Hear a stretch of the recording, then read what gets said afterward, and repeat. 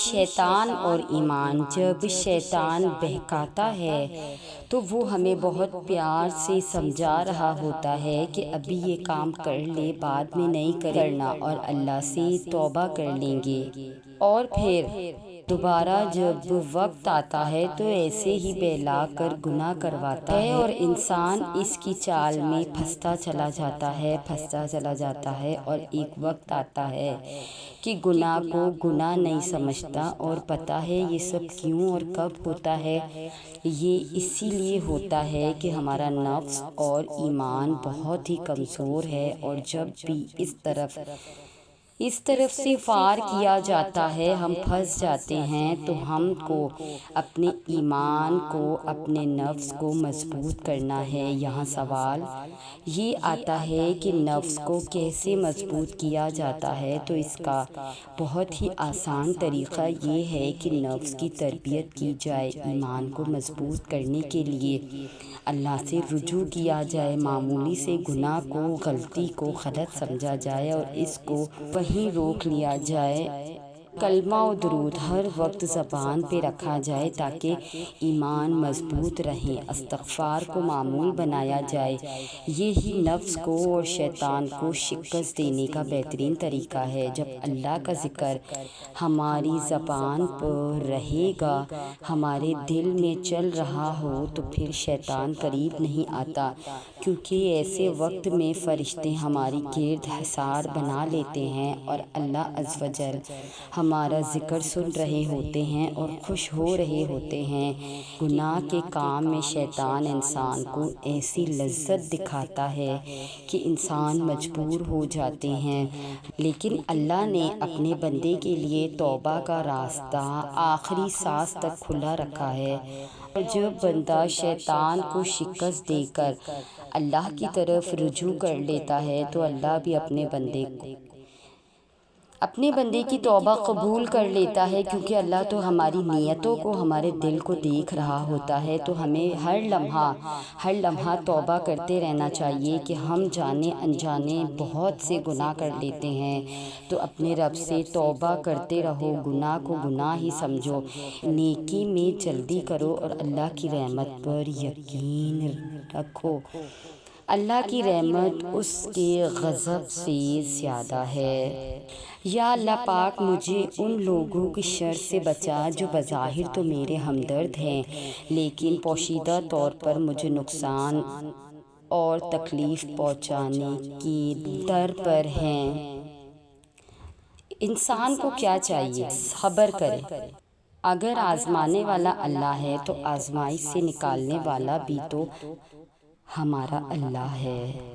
اللہ تعالیٰ نے فرمایا، تم مجھے جیسا گمان کرو گے ویسا ہی پاؤ گے، اپنی اپنی نظریات میں، اور وہ بھی سب بہتر ہے جو کہ ان کی نظریات کو غلط سمجھتے ہیں۔ اگر محدود ہوتے ہوئے اپنے خیالات تک اگر اظہار کرے یا کسی کے نظریے کو غلط ثابت کرنا چاہتے ہو تو لفظوں کی مٹھاس اس میں ضرور ہو کہ وہ بھی صحیح ہے، اگر غلط ہے تو صرف میرے ہی نظریے کی سوچ کے مطابق۔ یہ واضح کرنا ضروری ہے، بات کرنے والے کو اس طریقے کا فن آنا چاہیے۔ تو اللہ کو جیسا گمان کرو گے ویسے آپ کو اللہ مل جائے گا، کہ جس سے اللہ پتھر میں ملے گا وہ بھی صحیح، جسے اللہ وجدانیت میں ملے گا وہ بھی صحیح۔ اللہ پاک کبھی بھی کسی مقام پر آپ کو مل سکتا ہے، کسی کو بھی مل سکتا ہے، تو اسی لیے کسی کو بھی غلط ٹھہرانا نامناسب ہے، کیونکہ یہ اللہ کی مرضی ہے، وہ جسے چاہے جب چاہے جہاں مرضی مل جائے۔ ہزاروں واقعات ہیں دنیا میں، کتابیں قصوں سے بھری ہوئی ہے جن میں اللہ اپنے بندوں سے کبھی بھی راضی ہو کر اس کے کسی بھی عمل، نیت، خیال پر راضی ہو کر کرب دے دیتا ہے۔ میں نے ایک واقعہ سنا ہے، اگر غلطی ہو تو معذرت خواہ ہوں، کہ ایک شخص نے کہا کہ اللہ، ہم تو 3 باپ بیٹے ہیں، تو ایک اکیلا ہمارا کیا کر لے گا۔ ایک شخص کی اس بات میں اتنی وحدانیت ہے کہ وہ اللہ کو اس قدر اکیلا اور ایک سمجھتا ہے۔ اس پر اللہ راضی ہو گیا، اس کی وحدانیت اللہ کو پسند آ گئی۔ تو یہ اللہ کے کام ہے، اللہ کس سے کب کہاں راضی ہو جائے، اس کام میں تحقیقات یا تنقید مباحثے نہیں ہوتے، بس کامل یقین اور عمل ہوتا ہے۔ انسان کے حق میں بہتر ہے، اللہ جو کر رہا ہے، جسے جیسے مل رہا ہے، وہ سب صحیح ہے۔ جو بندہ اللہ کو یاد کرتا ہے، جب بندہ اللہ کو یاد کرتا ہے تو امتحان ہوتے ہیں کہ وہ کتنا ثابت قدم ہے۔ ثابت قدمی ایسی صلاحیت ہے کہ جس کے بعد مشکلیں آسان ہو جاتی ہے۔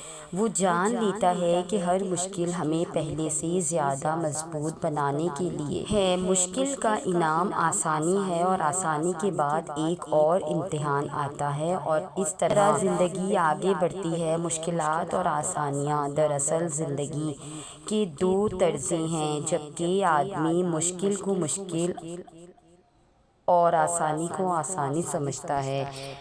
ان دونوں طرزوں میں رد و بدل ہوتا رہتا ہے۔ جو اصول ان 2 طرزوں سے آزاد کرتا ہے، وہ ہر شے کو من جانب اللہ سمجھ کر زندگی گزارتا ہے۔ جو لوگ ہر کام کا رخ اللہ کی طرف کر دیتے ہیں تو اللہ تعالیٰ ان کو بصیرت عطا فرماتے ہیں۔ ذہن کا فرمانبرداری سے نافرمانی کی طرف جانا ناشکری ہے۔ جس وقت آپ کا ذہن نافرمانی کی طرف راغب ہو تو سمجھ جانا چاہیے کہ یہ نافرمانی کا پیٹرن ہے۔ شکر کرنے سے آدمی صبر کرنا سیکھتا ہے، اور صبر ایثار و قربانی کے ساتھ۔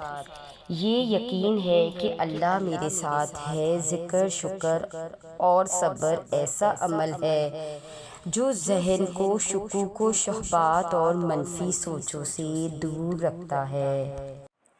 تو یہ تھی ہماری آج کی ویڈیو۔ اگر آپ ہماری اس کاوش کو پسند کرتے ہیں تو ہمارے چینل کو سبسکرائب کر کے ہمارے ساتھ جڑ جائیے۔